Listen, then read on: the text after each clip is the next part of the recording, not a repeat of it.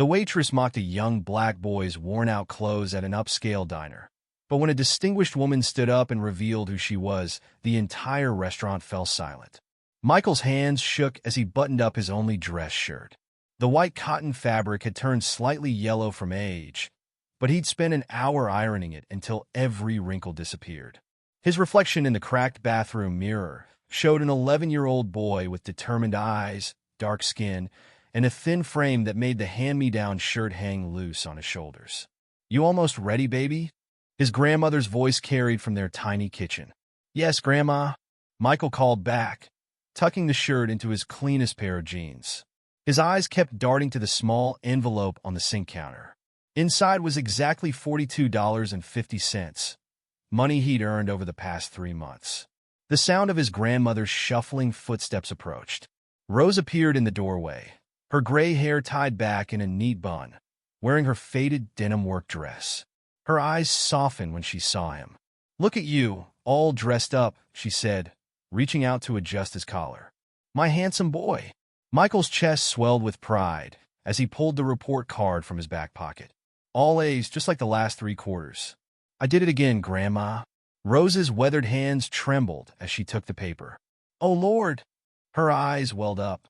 "Your mama and daddy would be so proud." She pulled him into a tight hug, smelling of laundry detergent and the coffee she'd been drinking since dawn. "That's why I want to go to Betty's diner today," Michael said, his voice muffled against her shoulder. "To celebrate." Rose pulled back, her expression turning worried. "Baby, you know that place is—" She hesitated. "It's expensive, and some folks there might not be too welcoming." "I saved up," Michael said quickly, grabbing the envelope. "From mowing Mr. Johnson's lawn and walking Mrs. Peters' dogs. I counted 3 times. It's enough for a burger, fries, and a chocolate shake." He didn't mention how he'd stood outside Betty's diner almost every day after school, watching through the big windows as families enjoyed their meals. How he'd memorized the prices on the menu posted by the door. How he dreamed of sitting at one of those polished wooden booths, being served by waitresses in crisp uniforms, just like everyone else. Rose's face showed the same look she'd worn when Michael first told her his plan, a mix of pride and fear. "You sure about this? We could get something nice from the grocery store instead, make a special dinner at home." But Michael had already made up his mind. He'd earned this. His fingers curled around the envelope. "I want to do this, Grandma. Please." After a long moment, Rose nodded. "All right, baby." She straightened his collar one more time. "Just remember what I always tell you, Dash. Keep my head high and my heart strong," Michael finished. It was what she'd said to him every morning since his parents' accident 6 years ago. "That's right." She kissed his forehead. "You want me to walk with you?" Michael shook his head. Betty's diner was only 4 blocks away, and he wanted to do this on his own.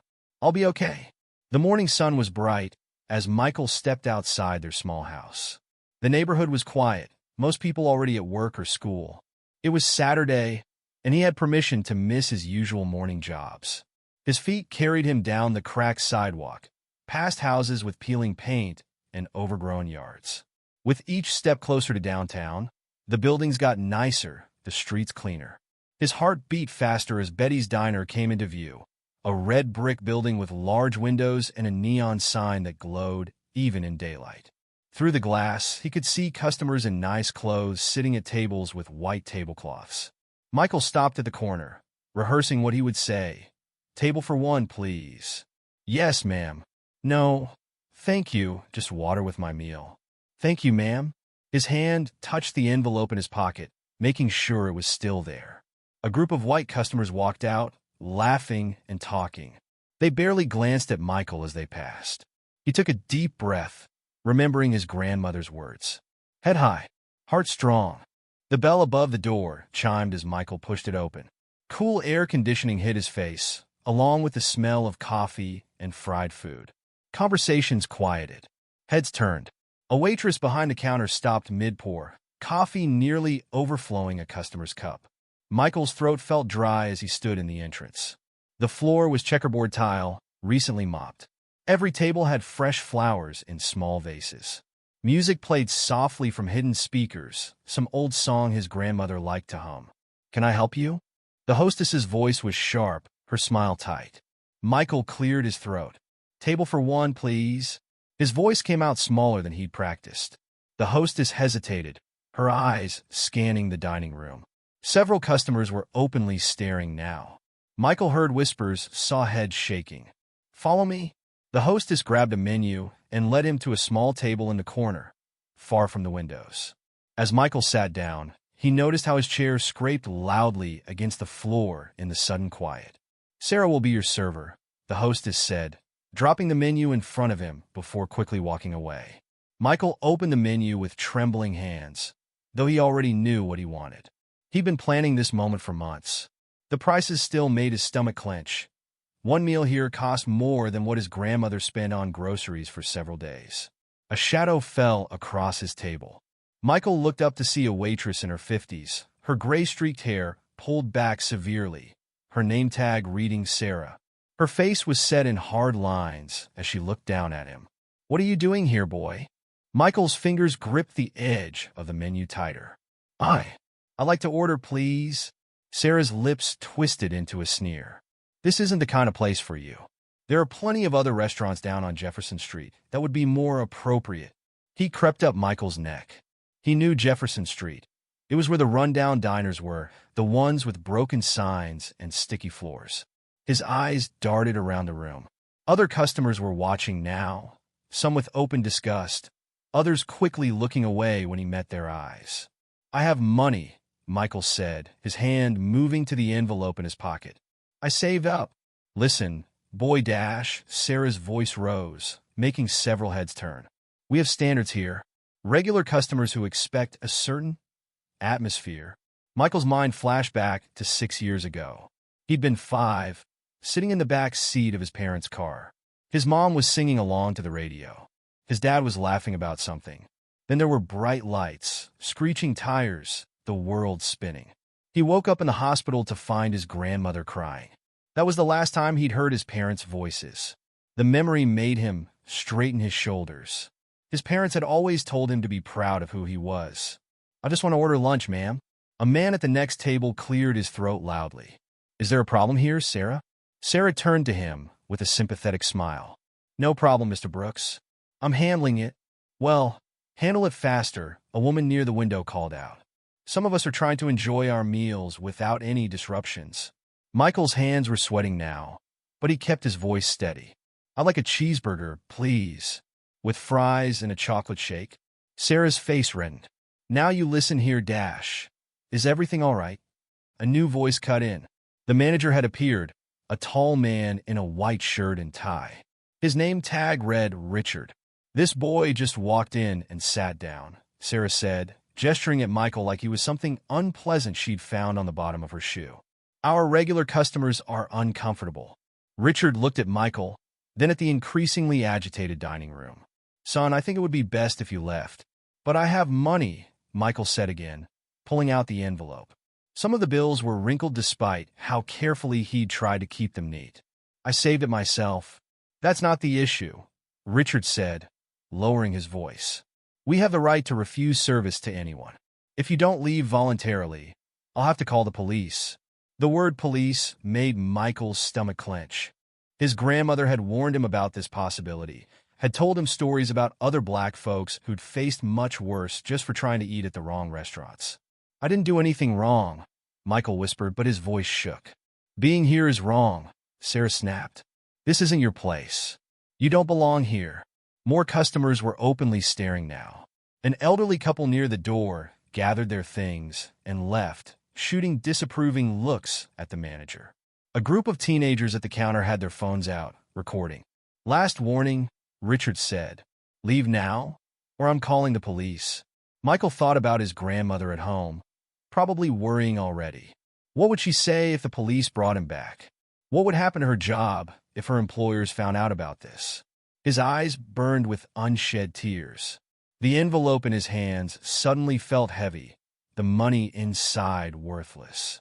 All those mornings getting up early to mow lawns, afternoons spent walking dogs in the hot sun, weekends helping neighbors with their gardens. None of it mattered here. "You're making a scene," Sarah said loudly.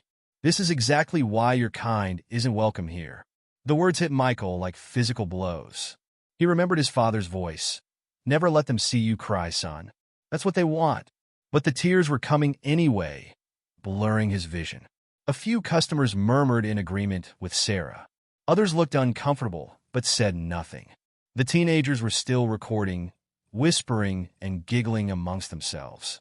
Michael started to stand, his legs feeling weak. The chair scraped against the floor again, the sound seeming to echo in the tense quiet.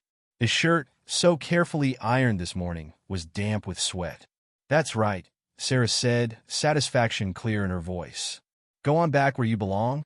But before Michael could take a step, a new voice cut through the dining room. Clear, sharp, and authoritative. "He belongs right where he is." Everyone turned to look at a woman sitting alone at a table near the center of the restaurant. She was black, maybe in her 50s, wearing a tailored suit. She had been quietly eating her lunch and watching everything unfold. Now she stood, her presence somehow filling the entire room. "And I think," she continued, her eyes locked on Sarah, "we need to have a serious discussion about civil rights law." The restaurant fell completely silent. Even the kitchen staff had stopped working, watching through the service window. Sarah's face had gone pale. Richard, the manager, suddenly looked very, very worried. Michael remained frozen, one hand still on the back of his chair, the envelope clutched in his other hand. His grandmother's words echoed in his mind. Head high, heart strong. The woman in the suit walked over to his table, her heels clicking on the tile floor. "My name is Mrs. Thompson," she said, speaking directly to Michael while making sure everyone could hear. "And I'm a civil rights attorney. Would you mind if I joined you for lunch?" For the first time since entering the diner, Michael felt something other than fear. Looking into Mrs. Thompson's kind but determined eyes, he felt hope. Michael nodded slowly, his heart pounding. Mrs. Thompson pulled out a chair and sat down, placing her briefcase on the table. She wore a simple gold wedding band and carried herself with quiet confidence. "I believe you were about to order a cheeseburger," she said, smiling at Michael. Sarah stood rigid, her hands clenched at her sides. "Ma'am, I don't think you understand, Oh, I understand perfectly," Mrs. Thompson interrupted, her voice level but firm. "I understand that this young man entered a public establishment, prepared to pay for service, and was discriminated against based on his race. That's a direct violation of the Civil Rights Act of 1964, Title II. Richard stepped forward, sweat visible on his forehead.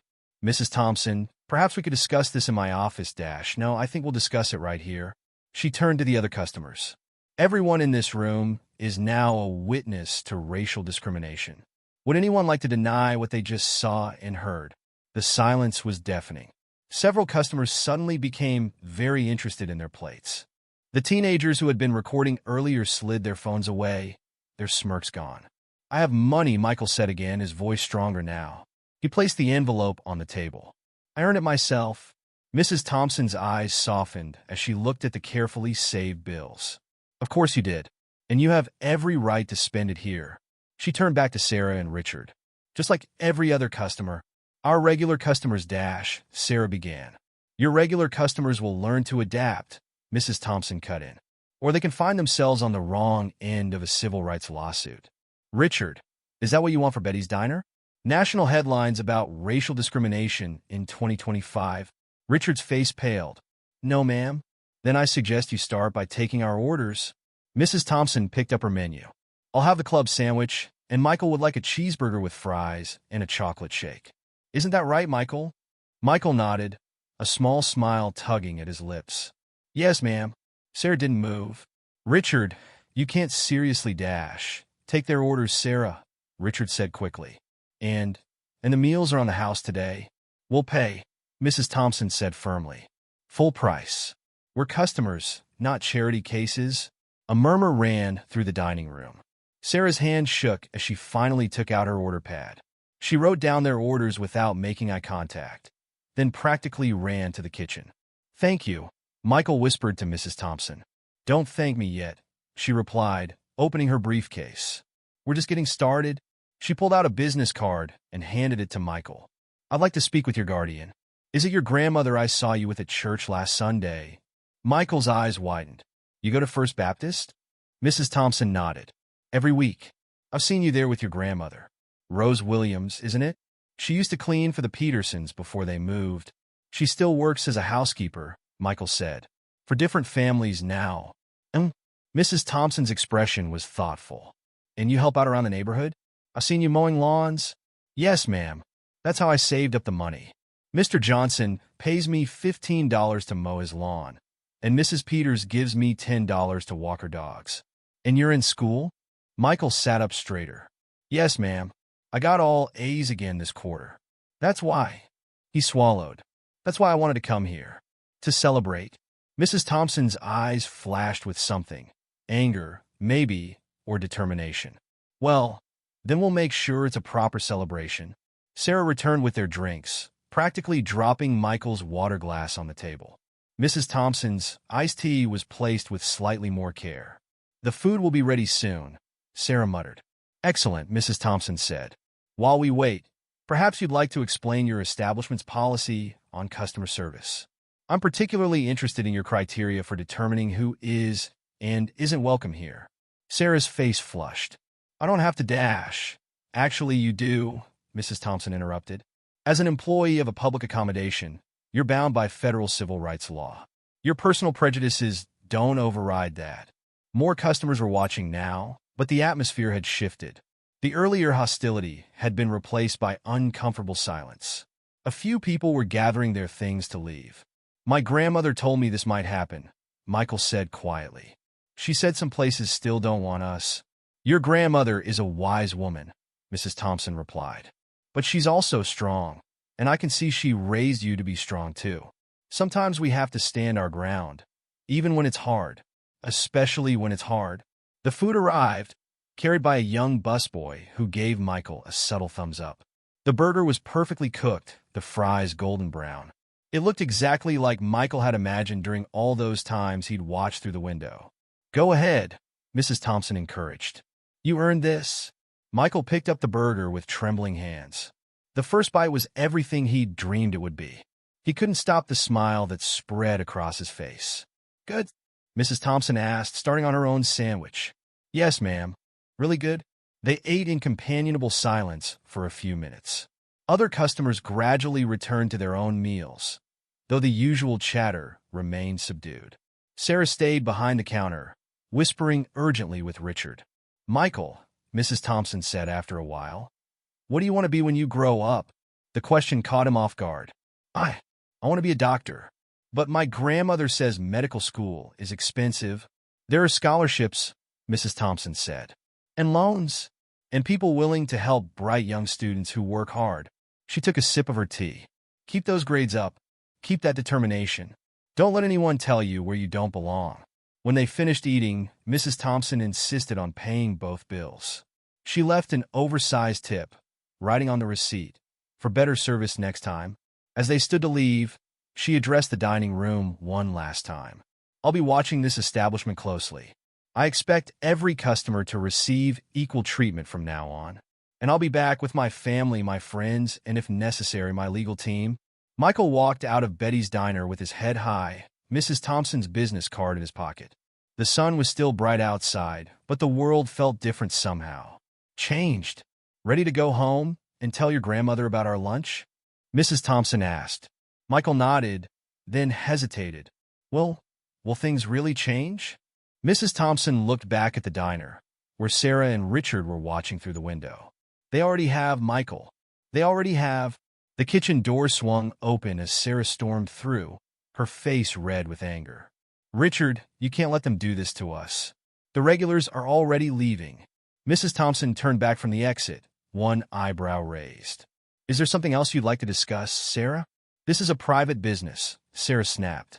We have the right to refuse service? Based on race?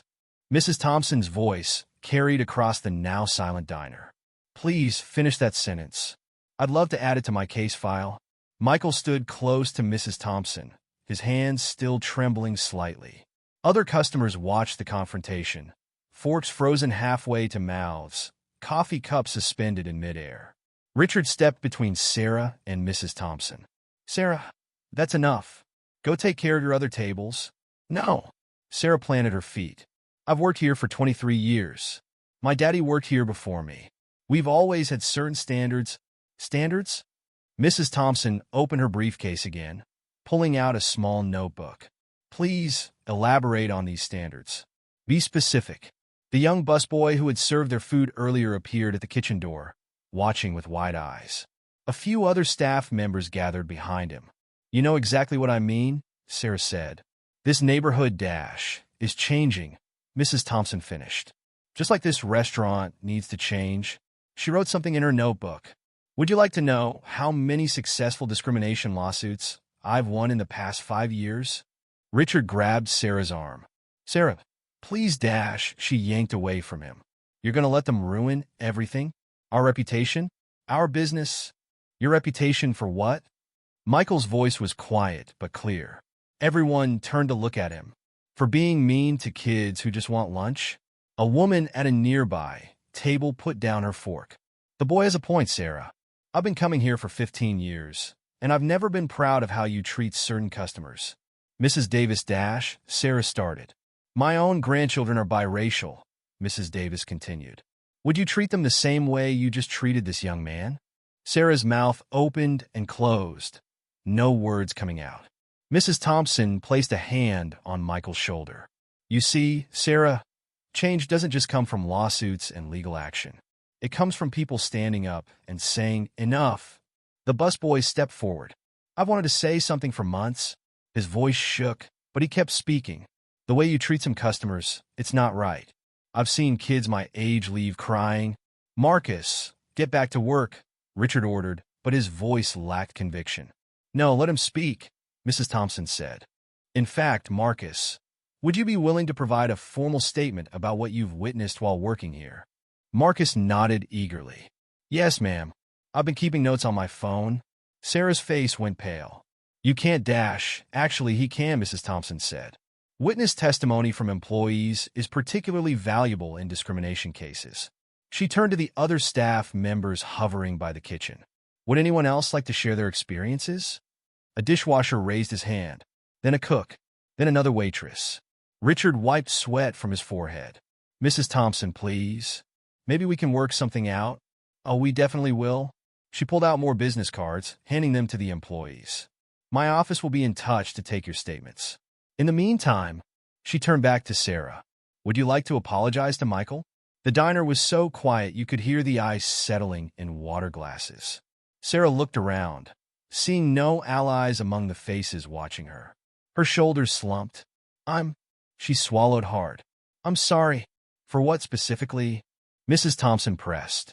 Sarah's hands twisted her apron. For discriminating against you. For trying to make you leave. For treating you differently because of your race. Michael nodded slowly. Thank you. This isn't over, Mrs. Thompson announced to the room. One forced apology doesn't erase years of discrimination. Richard, I expect to see immediate changes in your policies and staff training. I'll be submitting a formal complaint to the Civil Rights Division of the Department of Justice, and I'll be monitoring this establishment closely. She pulled out a legal pad and began writing. I want signs posted clearly stating your non-discrimination policy. I want documented training sessions for all staff. I want a formal complaint process for customers who experience discrimination. And I want it all in place within 30 days. Richard nodded quickly. Yes, ma'am. Whatever you say. And Sarah? Mrs. Thompson looked up from her writing. Consider this your first and only warning. The next incident will result in immediate legal action. Sarah's face crumpled.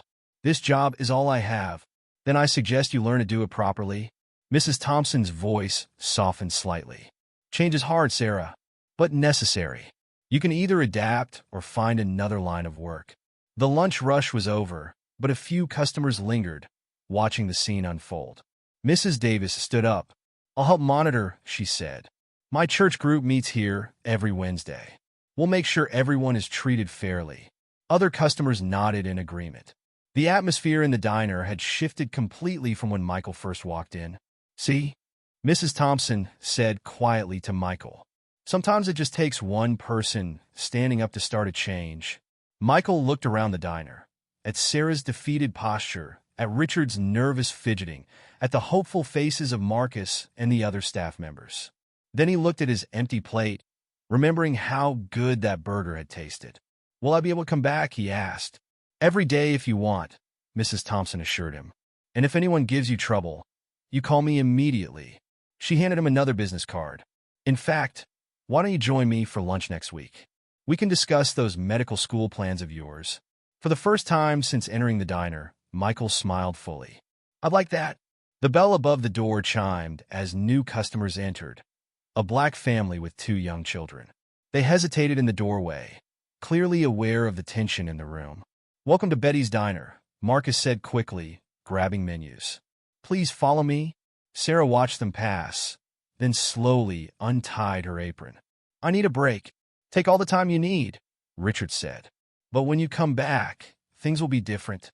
Mrs. Thompson gathered her things. "I'll walk you home, Michael. I'd like to meet your grandmother." As they headed for the door, Michael heard Marcus explaining to the new family that changes were coming to Betty's Diner. Big changes. The sun was still bright outside, but now it felt warm rather than harsh. Michael touched the business cards in his pocket. Physical proof that sometimes justice could be found in unexpected places, even in a small diner on an ordinary Saturday afternoon. The walk home felt different with Mrs. Thompson beside him. Michael noticed how people on the street reacted to her presence, some nodding respectfully, others quickly looking away. Her heels clicked steadily on the sidewalk as she matched his pace. "Your grandmother's going to be worried," Mrs. Thompson said. "We've been gone longer than you probably planned." Michael nodded. "She always worries. She has reason to." Mrs. Thompson's voice was gentle but firm. "The world isn't always kind to bright young men like you." They turned onto Michael Street, where the houses grew smaller and more worn. A group of kids playing basketball stopped their game to watch them pass. Michael recognized them from school. "Hey, Mike," one called out. "We saw the videos." Michael's stomach clenched. "Videos? Yeah, man. You're all over social media. That racist waitress got owned." Mrs. Thompson touched Michael's shoulder. "Remember, you did nothing wrong. Those videos will help our case." His grandmother was waiting on the front porch, anxiety clear on her face. When she saw Mrs. Thompson, her eyes widened. "Mrs. Thompson?" "Hello, Rose," Mrs. Thompson said warmly. "Your grandson and I just had quite an interesting lunch at Betty's Diner. May we come in and talk?" Rose held the door open, her hands trembling slightly. The inside of their small house was spotlessly clean, though the furniture was old and worn. Family photos lined the walls. Michael's parents' wedding picture, his school photos, his father in his mechanic's uniform. "Can I get you some tea?" Rose asked, ever the proper hostess despite her obvious worry. "That would be lovely." Mrs. Thompson sat on the faded couch, while Michael took his usual spot in the armchair by the window. In the kitchen, they could hear Rose filling the kettle, opening cabinets. "Michael," she called, "did something happen at the diner?" Before Michael could answer, his phone buzzed. Then buzzed again. And again. "It's starting," Mrs. Thompson said, unsurprised. "The videos are spreading." Rose returned with 3 cups of tea on a tray she reserved for special occasions. "What videos?" Michael pulled out his phone. His social media notifications were exploding. Someone had posted the video of Sarah yelling at him, of Mrs. Thompson intervening. The comments were flooding in. "This is Memphis 2025? SH, that poor kid just wanted lunch. Who's the lawyer lady? She's my hero." Betty's Diner, about to get canceled FR. Rose sat heavily in her chair. "Oh, Lord." "Rose," Mrs. Thompson said firmly, "your grandson handled himself with remarkable dignity today. You should be very proud." "I am, but—" Rose's hands twisted in her lap. "The families I work for, if they see these videos—" "Let them see," Mrs. Thompson replied. "And if any of them have a problem with employing someone whose grandson stood up for his civil rights, well," she pulled out more business cards. "I handle employment discrimination cases, too." Michael's phone kept buzzing. Now there were messages from his teachers, his classmates, even Mr. Johnson and Mrs. Peters. "Mr. Johnson says I don't have to mow his lawn anymore," Michael said quietly, reading the message. He says he's sorry, and he's been paying me less than he pays the Anderson boy." Rose made a small sound of distress, but Mrs. Thompson smiled. Consciousness raising in action. "What's he offering? $25 per mow?" And back pay for the difference. Good. Mrs. Thompson sipped her tea. And that's just the beginning. A car slowed in front of their house, a news van. Rose jumped up to close the curtains. You don't have to hide, Mrs. Thompson said. But you also don't have to speak to them. I can handle the media if you want. Michael watched another news van park across the street. His phone showed missed calls from numbers he didn't recognize. I just wanted a burger, he whispered. No, Mrs. Thompson corrected gently. You wanted to be treated with dignity. There's nothing small about that. Rose sat back down, her tea untouched. What happens now? Now, Mrs. Thompson said, we make sure Betty's Diner becomes an example. Not just of discrimination, but of change. She took out her legal pad. The staff who spoke up today will give formal statements. We'll file complaints with the appropriate authorities. And most importantly, we'll monitor the changes to ensure they're real and lasting. But the media, Rose gestured at the windows, can help or hurt depending on how we handle it. Mrs. Thompson wrote something on her pad. I have contacts at several reputable news outlets.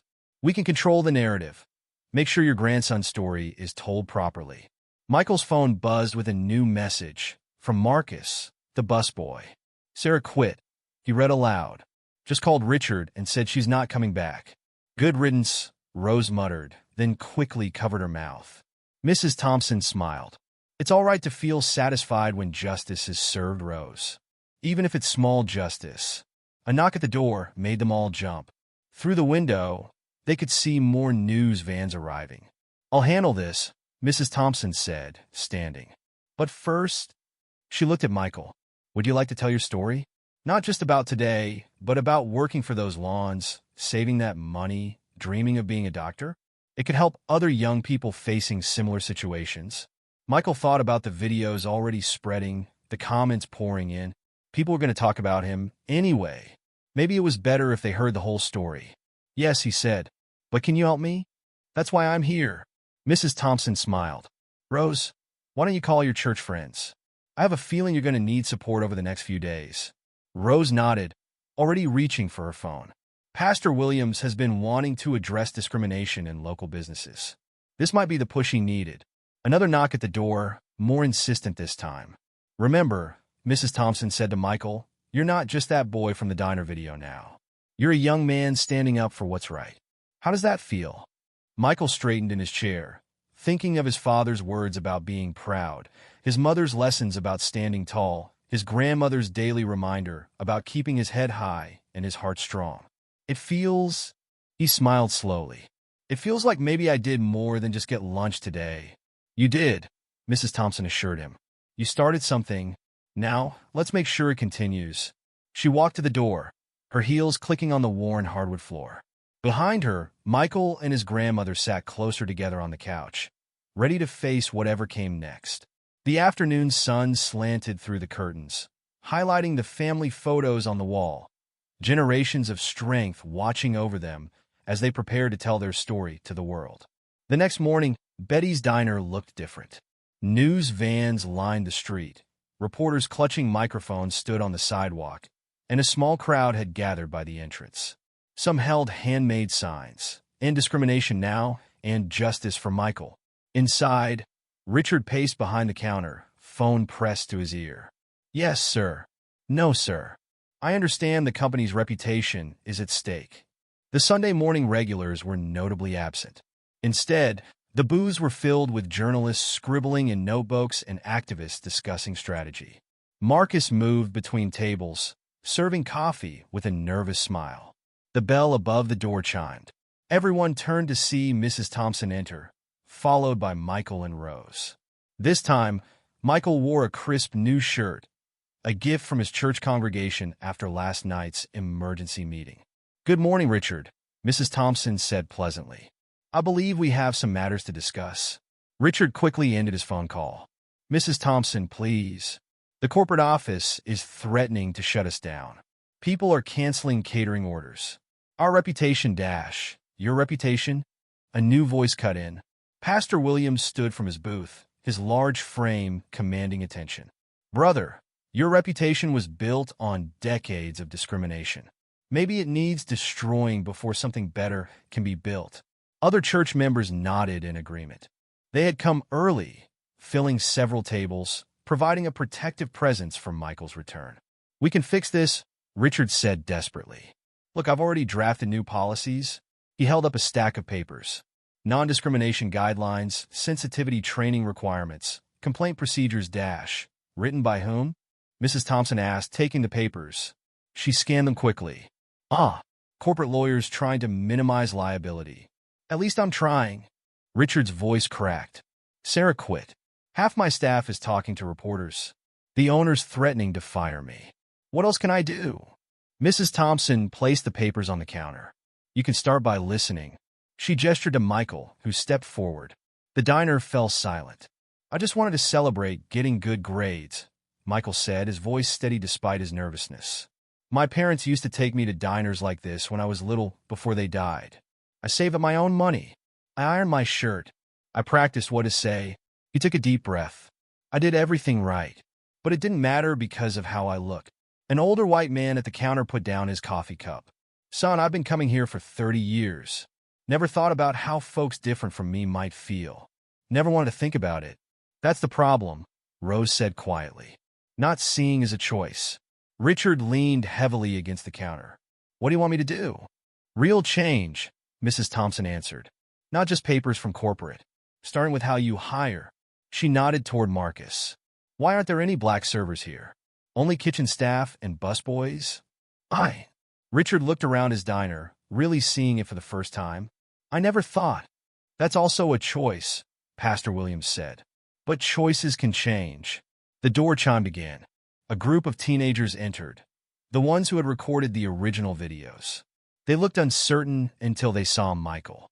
"Yo, we came to support," one said. "That cool?" Michael nodded. More people were gathering outside, pressing against the windows. "This could destroy us," Richard muttered.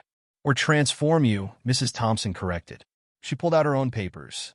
"I've drafted a proper non-discrimination policy, one with teeth, and a plan for community oversight." She laid out the documents, detailed hiring guidelines, training requirements, regular audits by local civil rights organizations, a commitment to diversity in management. "Your choice, Richard. Sign these, making a real commitment to change, or I file formal complaints with every relevant agency." The videos have already gone viral. National media is interested. Richard stared at the papers. The owner can sign or face boycotts and legal action. Mrs. Thompson's voice was firm. Sometimes doing the right thing costs something. The teenagers had taken seats near Michael, offering fist bumps and words of support. More church members arrived, filling the remaining tables. The energy in the diner was shifting, from tension to possibility. Marcus stepped forward. "I want to be a server. A real one, not just a busboy. I've been here 2 years, learning everything, but Sarah always said I wasn't right for the job." "You start server training tomorrow," Richard said suddenly. He reached for a pen. "Where do I sign?" Mrs. Thompson smiled. "On every page. And then we discuss implementation." As Richard signed, Pastor Williams stood again. "This is just one diner, one battle. But every journey starts with a single step." Speaking of steps, Mrs. Thompson turned to Michael. "Ready to order that burger again?" Michael looked around the diner. At the supportive faces, the cameras recording history, the teenagers showing him their social media feeds where his story had thousands of shares and supportive comments. "Actually," he said, "I think I want to try the breakfast special today. A new day, a new order." Marcus grinned. "Coming right up, and I'm serving it myself." Rose wiped tears from her eyes as she watched her grandson sit confidently at the counter. Mrs. Thompson took out her phone. "I'm canceling my other appointments today," she said. "This is more important."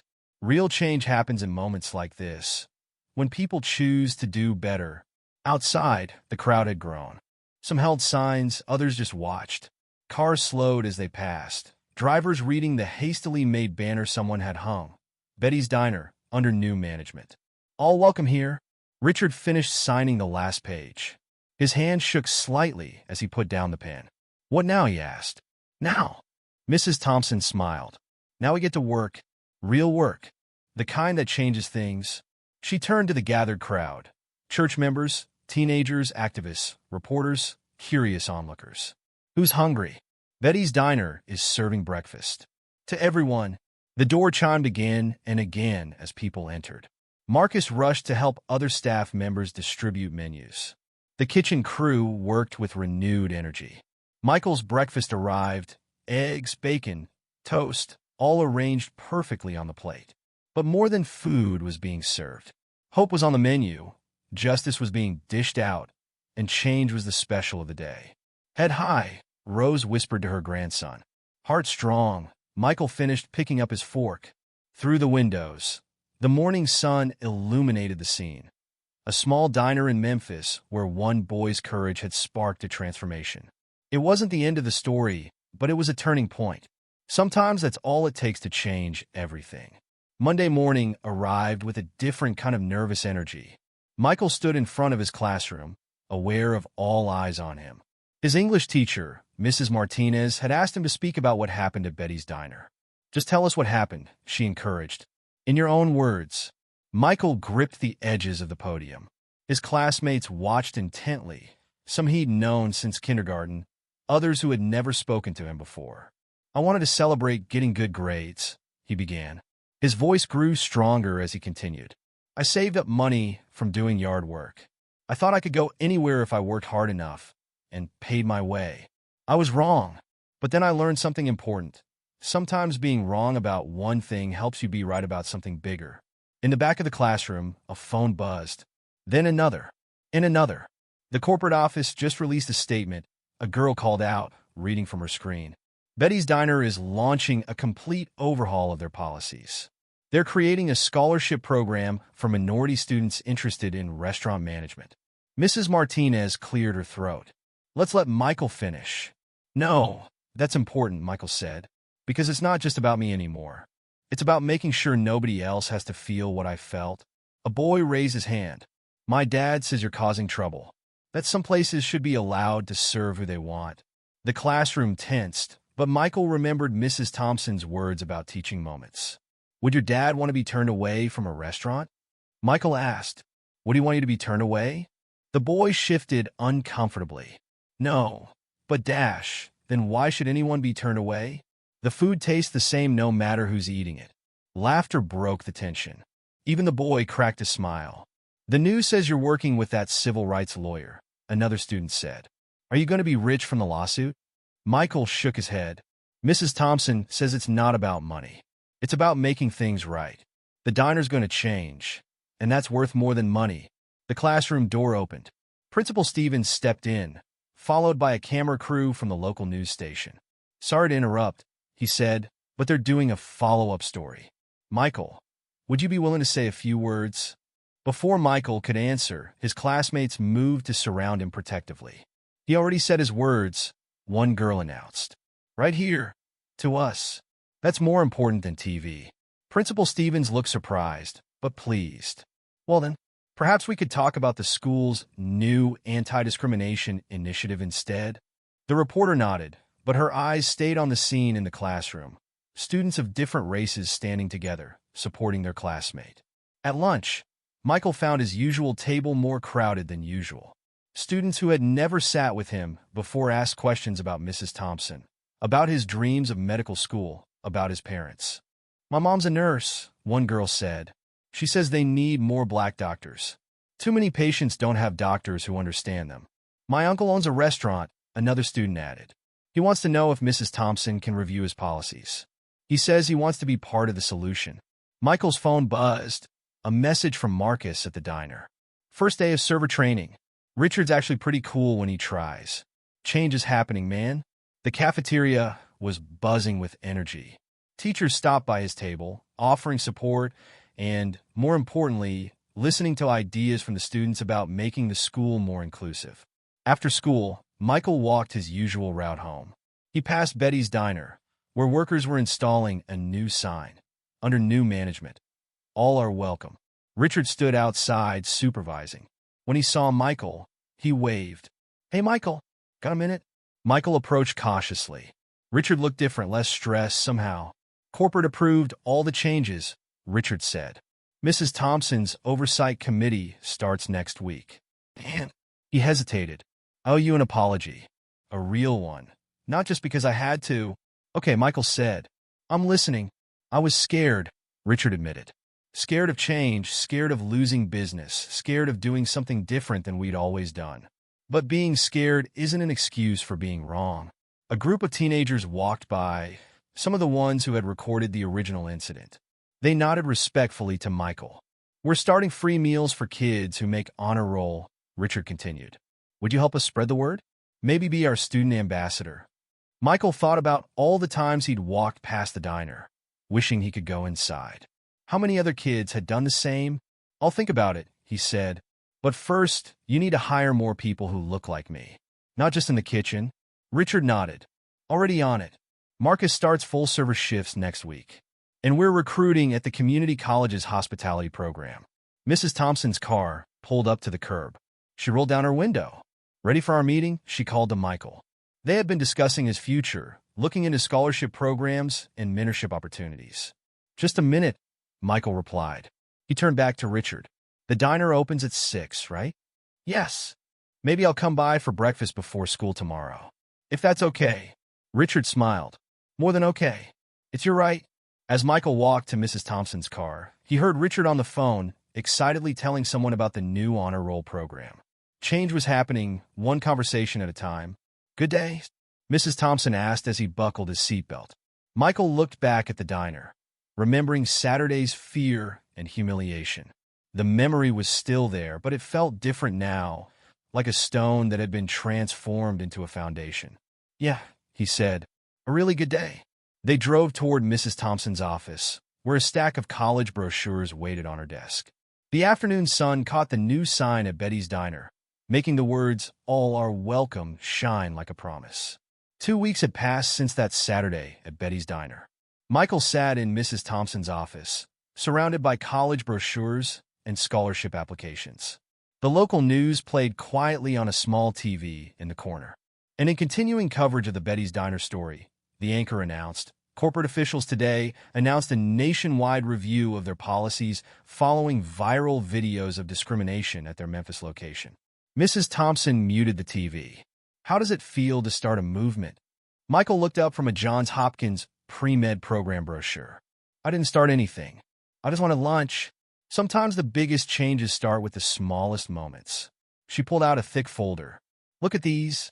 Inside were letters, dozens of them. Some handwritten, some typed, all sharing similar stories. People who had faced discrimination at restaurants, stores, schools. People inspired by Michael's story to speak up. Your courage gave others courage, Mrs. Thompson said. Read this one. Michael picked up a letter from the top of the pile. Dear Michael, I'm a 14-year-old girl in Atlanta. Yesterday, I walked into a store where the security guard always follows black kids around. Instead of feeling scared, I thought about you. I walked right up to the manager and said it wasn't right. They apologized and said they'd do better. Thank you for showing me how to be brave. Jasmine, there are hundreds more, Mrs. Thompson said. From all over the country, Michael's phone buzzed. A text from Marcus. Guess who just got promoted to head server? Change is happening fast here, man. You started something good. The door opened and Rose walked in, wearing a new dress and carrying her purse with pride. After Mrs. Thompson had learned about Rose's housekeeping jobs, she connected her with a hotel management company. Now Rose was training to be a housekeeping supervisor. How was work, Grandma? Good, baby? Rose sat down, her posture straight and confident. They're talking about adding benefits for all staff, not just management. Mrs. Thompson's firm is helping with the contracts. Mrs. Thompson smiled. Sometimes fixing one injustice helps us see others that need fixing. Michael's phone buzzed again. This time it was Richard from the diner. Honor Roll program starts next week. Already have 20 students signed up. Thank you for the idea. The changes at Betty's Diner had been swift and significant. The new hiring policies had transformed the staff. Marcus wasn't the only black server anymore. The kitchen staff had been promoted or given raises. Even the menu had changed, adding soul food specials alongside the traditional diner fare. Oh, Rose remembered something. Sarah came by the house today. Michael tensed. What did she want? To apologize. Really apologize. Rose pulled out a card. She wrote this for you. Michael opened the envelope carefully. Inside was a handwritten note. Dear Michael, I spent my whole life being afraid of change. That fear made me cruel. Watching you stand up to that cruelty with such dignity showed me how wrong I've been. I'm not asking for forgiveness. I need to earn that. But I am hoping for a chance to learn and do better. I'm starting counseling and taking classes at the community college. Your courage didn't just change the diner. It changed me. Sarah, what are you going to do? Mrs. Thompson asked. Michael thought about it. Maybe she could come to one of the community meetings? The ones about making changes in local businesses? Mrs. Thompson nodded approvingly. Transformation requires everyone's participation. A knock at the office door interrupted them. Pastor Williams entered, followed by several church members. Hope we're not interrupting, he said. But we wanted to share some news. One of the church ladies stepped forward. We've started a scholarship fund for students like Michael who want to go into medicine. The whole congregation contributed. She handed Michael an envelope. Inside was a certificate for a substantial scholarship, along with a note listing mentorship opportunities with black doctors in the community. This isn't charity, Pastor Williams said firmly. This is investment in our future, in the changes you helped start. Michael's vision blurred with tears. I don't know what to say. Say you'll keep working hard, Rose said. Say you'll keep standing up for what's right. And say you'll come by the diner tomorrow. Richard's voice came from the doorway. No one had noticed him arrive. The health department just gave us our new rating. Highest in the district. Thought you should be there when we hang the certificate. Mrs. Thompson checked her calendar. I think we can all make time for that. The office was crowded now. Rose, Pastor Williams, church members, Richard, all gathered around Michael. His phone kept buzzing with messages of support and updates about changes happening throughout the community. I never thought. Michael started. That's the thing about standing up for what's right, Mrs. Thompson said. You never know how far the ripples will spread. Outside her office window, the Memphis afternoon was fading into evening. Somewhere in Atlanta, a 14-year-old girl named Jasmine was probably telling her parents about standing up to discrimination. In other cities, other people were finding their courage, inspired by a boy who just wanted to celebrate his good grades with a burger. Head high, Rose whispered, squeezing Michael's hand. Heart strong, everyone in the room finished together, and Michael realized that his grandmother's words had become something bigger, a rallying cry for change, a reminder that dignity and justice were worth fighting for. The scholarship certificate in his hands felt like more than money for college. It felt like possibility, like proof that standing up for what's right could open doors he hadn't even known existed. So, Richard said, breakfast tomorrow? The whole crew wants to celebrate. Michael looked around the room at all these people who had become part of his story. Mrs. Thompson with her legal pad and determination, Pastor Williams with his community support, Richard learning to be better, his grandmother standing taller every day. Wouldn't miss it, he said, and this time there was no fear in his heart about walking through those diner doors. Only hope for what might happen next. 1 month after the incident at Betty's Diner, Michael stood outside his doors again. This time, he wasn't alone. A crowd had gathered for the official reopening ceremony, complete with news cameras and a ribbon across the entrance. Ready? Mrs. Thompson asked, standing beside him with a pair of large scissors.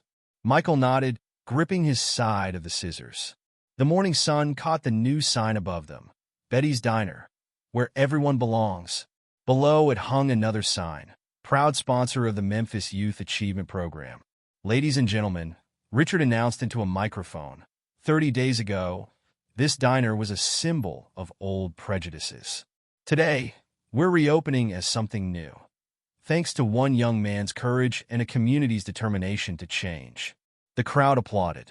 Michael spotted familiar faces, his classmates, church members, regular customers, both old and new. Marcus stood proudly in his head server uniform, leading a diverse staff lined up by the door. Michael, Richard continued, would you like to say a few words? Stepping to the microphone, Michael felt the weight of the moment. His grandmother beamed from the front row, wearing her new supervisor's badge from the hotel. Pastor Williams nodded encouragingly. A month ago, Michael began, I came here to celebrate getting good grades. I didn't get to eat that day, but I got something else, a lesson about standing up for what's right. He paused, looking at the gathered crowd. But the real celebration is today, seeing how one small moment can lead to big changes when people work together. More applause. A young black girl in the crowd held up a sign. Future doctor. Just like Michael. So now, Michael continued, I declare Betty's Diner officially reopened, where the food is good and everyone is welcome. Together with Mrs. Thompson, he cut the ribbon. Cheers erupted as the doors opened, releasing the smell of fresh coffee and breakfast cooking. Inside, the diner had been transformed. New artwork on the walls showed Memphis's civil rights history. The booths were full of people from all backgrounds.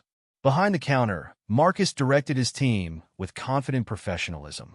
Your usual table? He asked Michael with a grin. But before Michael could answer, the door chimed again. Sarah walked in, hesitating at the entrance. The room quieted. She looked different, humbler, less rigid. She carried a small package wrapped in brown paper. Michael, she said softly. I wasn't sure if I should come, but I brought something for you. Michael glanced at Mrs. Thompson, who nodded slightly. He walked over to Sarah, aware of all eyes watching.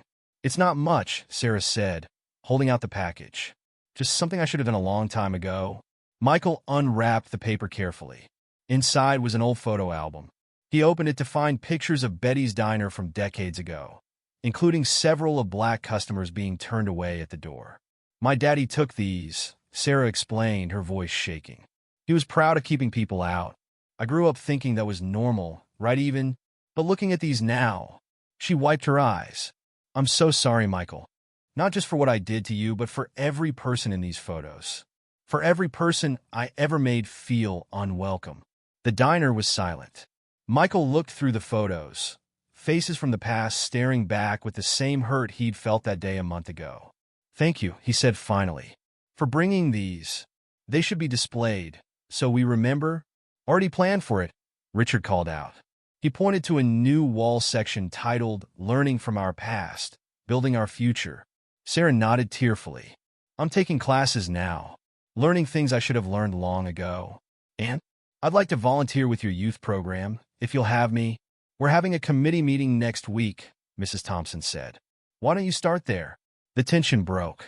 Conversations resumed. Marcus started seating people, his new team working smoothly together. The smell of food filled the air, including dishes from the new soul food menu section.